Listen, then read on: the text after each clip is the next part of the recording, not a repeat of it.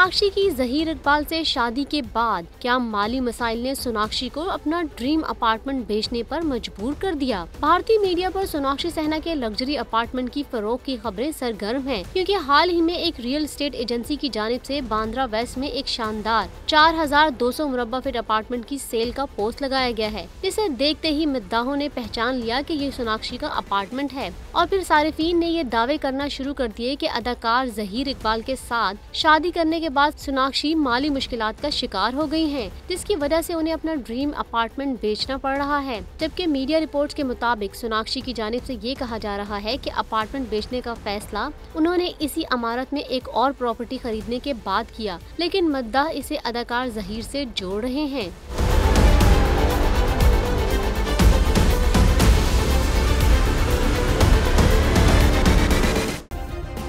Subscribe करें और bell दबाएं ताकि कोई खबर रह न जाए।